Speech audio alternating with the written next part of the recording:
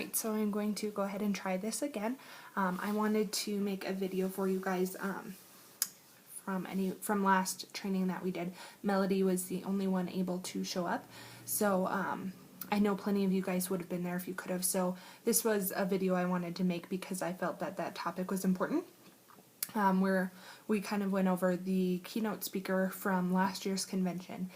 She talked about leadership and building relationships, and it's very important here if you want to succeed in network marketing, but it's also just important for your character and for your personal fulfillment. So that is kind of why I wanted to go ahead and make this video. I do want to preface this by saying that I'm not encouraging you guys to be fake. I want everything that you do to be genuine when you're talking to people, and I'll cover that as well. But when I start talking about it, sometimes it can seem very manipulative, but that's not at all the case.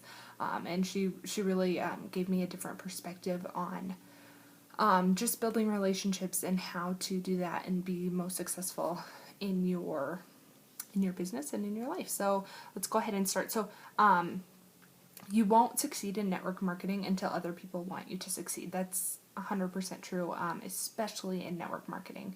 If you are selling something but someone doesn't particularly like you, they will find someone else to buy it from. So this is where your relationships need to continue to evolve throughout your life. This is why other people's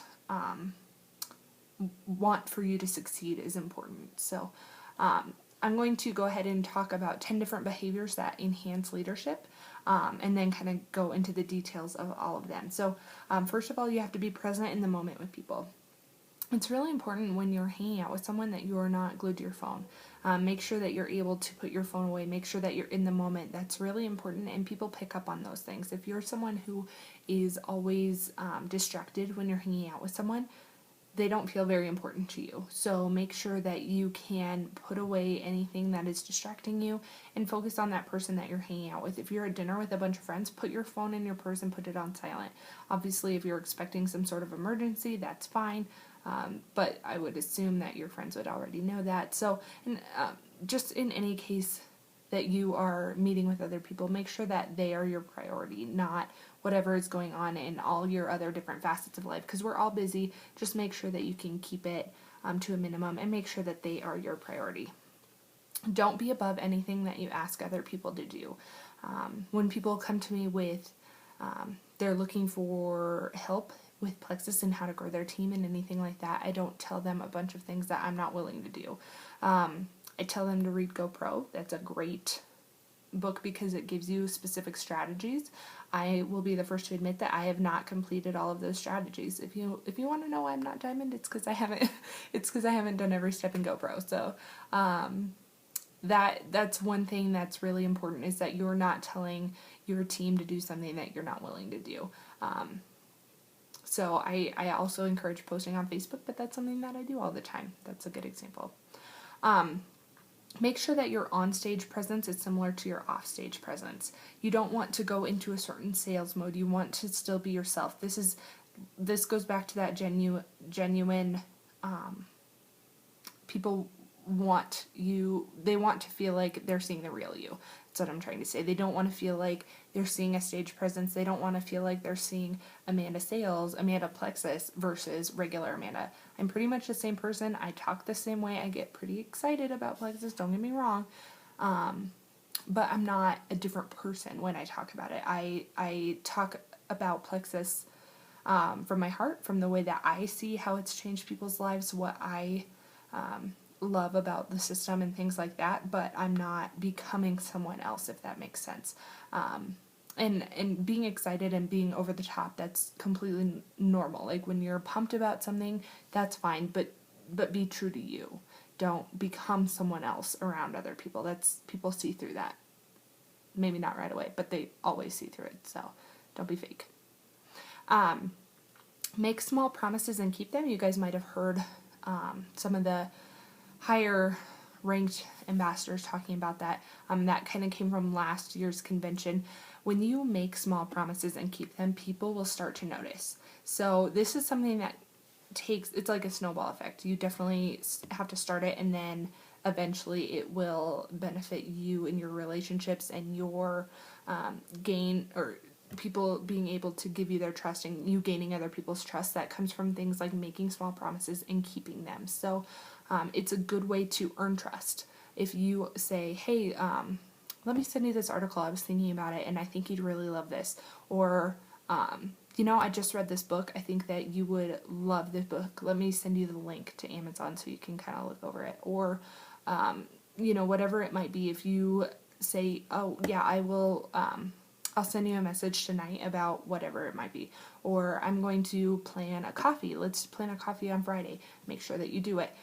This is something that as you start to keep those small promises, you will become a more accountable person. You'll become more trustworthy. Don't make small promises if you can't keep them, because it's going to do the opposite of what you want to do. So you want to be able to make small promises and keep them. So don't commit to things that you can't follow through with, and make sure that you are just finding little ways to gain people's trusts.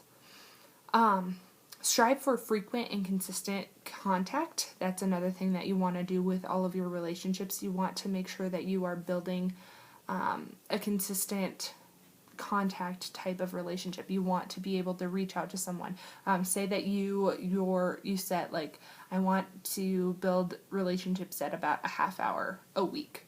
So either you could talk to someone for a half hour, either you could break it into 2 15-minute conversations, do one 30-minute, 3 10-minute conversations, whatever it might be. But if you are making sure that you are consistently reaching out to someone and having that contact, then you are going to make more of an impact, because you are consistently having that communication with them.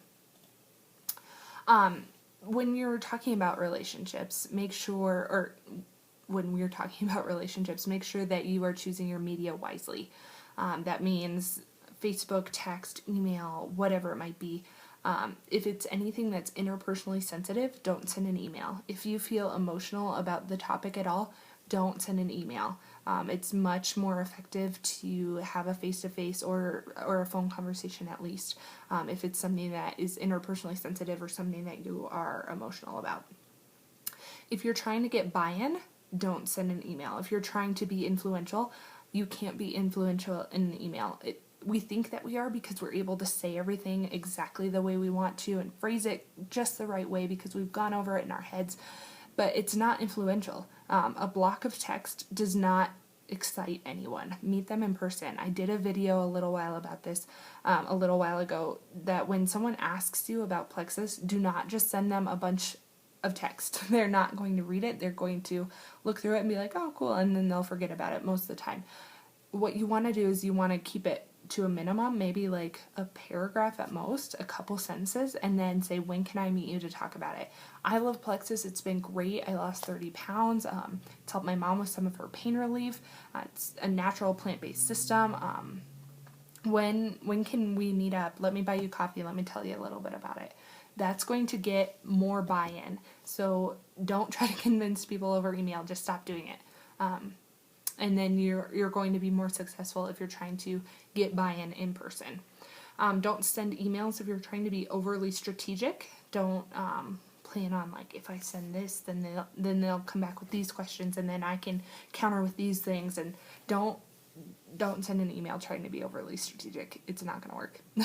And then pick up the phone. Start calling people. How many of you can say that you check in with people on the phone? It's kind of a dying art, and it makes more of a difference than you think. When you are calling people, you're feeling like those relationships are stronger. And it's weird, almost, at this point in our life that we make time to sit and talk to someone on the phone. But that's going to be a much stronger relationship than if you just text someone on occasion. So pick up the phone, start calling people. It's going to make more of a difference than you might realize. Use third-party compliments when recognizing other people's success. So don't be afraid to compliment someone behind their back. For example, like one of the things Melody and I were talking about is just if there's someone on your team who's doing great, don't be afraid to tell someone else who might know this person. Just because it shows that you are recognizing people. It shows the person that you're talking to, that you're able to recognize people positively, and it also will probably get back to that person who you're originally complimenting, and that will make them feel good. It's more genuine. They know that you're not just blowing smoke, that you actually have noticed this whatever success, and you were complimenting them. That's a good feeling. So compliment people behind each other's backs. Look for opportunities to watch people succeed. We have plenty of that. We have people who are losing weight, people who are getting healthy in other aspects, people who are off sleeping, who are able to sleep better, people who have less anxiety, people who their blood sugars are regulated, they've lost 20 pounds, they've promoted in rank, they got 2 new customers. There's all kinds of ways to watch people succeed, and look for ways to do that, especially people that you don't know. So that's the next one. Congratulate people that you don't know. We have plenty of opportunity to do that. We are on the biggest team in all of Plexus. So the Destination Diamond Dream Team group, obviously, like every 25th of the month, there's like a gajillion promotions in there. Don't be envious. That's one thing that I have to tell myself. I always am jealous. I am still waiting on that Ruby promotion, and it drives me nuts. But instead of being envious, it's so much more productive to congratulate people that you don't know. People like feeling that someone is happy for them and proud of them, even if they don't know them. On my birthday, I was at brunch, and I told Joy, I was like, Sheila Medina wrote on my wall and wished me happy birthday. Like, I vaguely met her. Like, I was standing next to Jen when Jen introduced herself, so she kind of knows who I am. But it meant a lot that someone who doesn't hardly know me felt the need to wish me a happy birthday. It's similar to congratulating people you don't know. It just feels good. And then appreciate people in front of others. That's very similar to complimenting someone behind their back. It's just showing that it's more genuine. You're willing to say it in front of other people instead of just saying it to say it or anything like that. So when you appreciate someone in front of others, that shows that you actually mean it.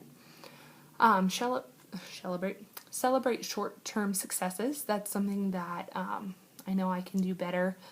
For all of you guys, these short-term successes happen all the time. It's not just a promotion in rank. It's not just 20 pounds. It's if you get one new customer, that's a great success. So don't ever feel like only the big things need to be celebrated. And then finally, reward with experiences. That's something that that's something that I kind of did with my last contest. I gave a prize to a Rockies game. That's an experience rather than something physical, something tangible. So there's something about an experience that makes people feel good. It's a memory. So reward with experiences like, oh, you did a great job, let's go get pedicures. Or even things like, you've been really killing it. I want you to, do you have some time to listen to this call with me? I'd love to dial in with you and we can listen to it together. That's another experience that someone can have. So make sure that you're not just rewarding with tangible things and that you're rewarding with experiences. It kind of means a little more, and it just creates that experience and that memory.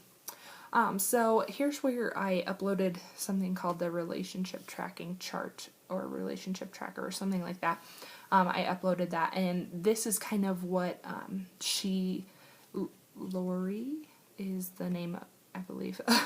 I'll have to look at my notes, of the girl who was the keynote speaker, and she was great, and she was talking about how she's an introvert and these things don't come naturally to her, and that's how I connected with her, because I am kind of shy. I'm kind of awkward. I would rather sit here and talk to my camera than call someone one-on-one and have that conversation. So this relationship tracking system will help people who building relationships and maintaining relationships doesn't come naturally.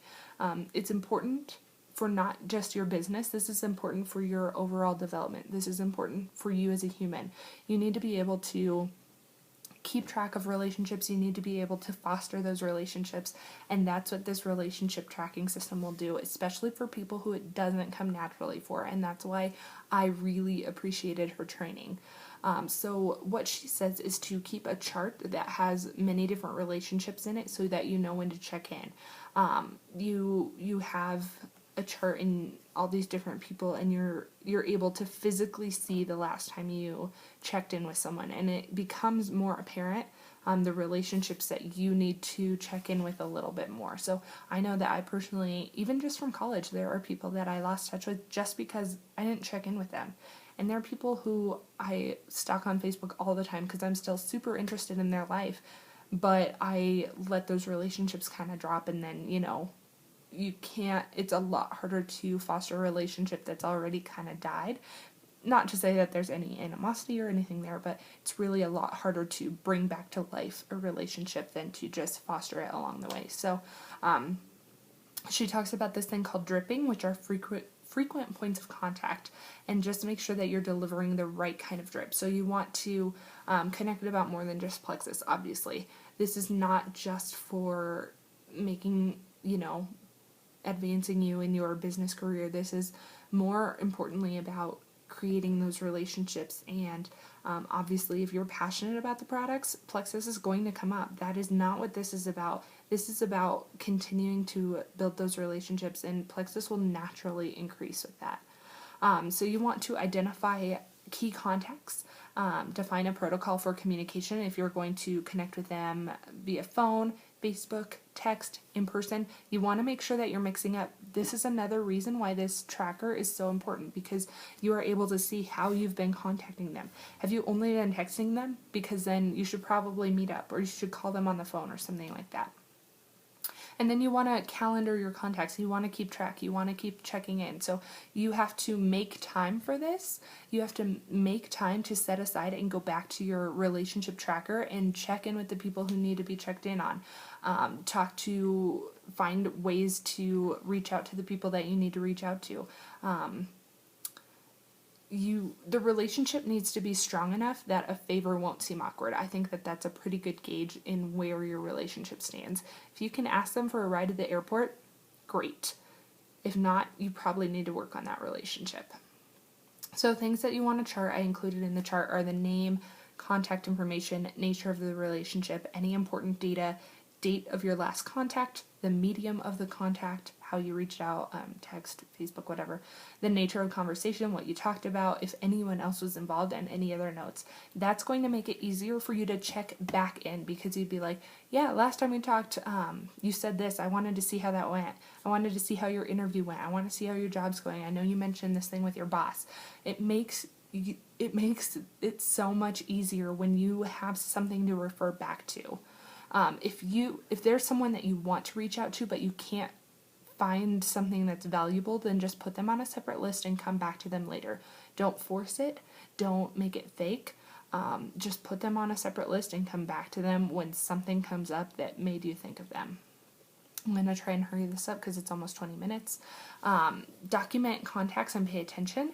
Ask good questions. When you're talking to someone, plan ahead some good questions that you want to talk about. Questions that inspire dialogue, not just yes or no answers, and also be interesting yourself. It's a very weird thing to say, just be interesting. But really, you just have to prepare for casual conversation. When people ask me how things are going, I need to stop saying, oh, living the dream. That does not inspire conversation. That is not any sort of dialogue. What I need to do is have things prepared that have been going on in my life. I just went to Dallas. It was great. Went to this convention. Loving Plexus. Just quit recruiting after 3 years so that I could make Plexus full time. I got a job at Longhorn for part time. Things like that. There are all kinds of things that I could say instead of living the dream. Look for opportunities to make small promises. Like I said, know your industry peers, prepare for casual conversation like I just talked about, respond to a crisis. Obviously, people will love if you're able to help them in any way. The thing about relationships is you can't wait until you need them to make them. That's why this is so important. And so I think that's about everything that I wanted to cover, and I'm almost at 20 minutes. So I hope that quick little overview helped. We can definitely do an in-person training about this as well. Let me know if you have any questions. I hope you guys are having a fantastic week, and thanks. You're great. Talk to you later.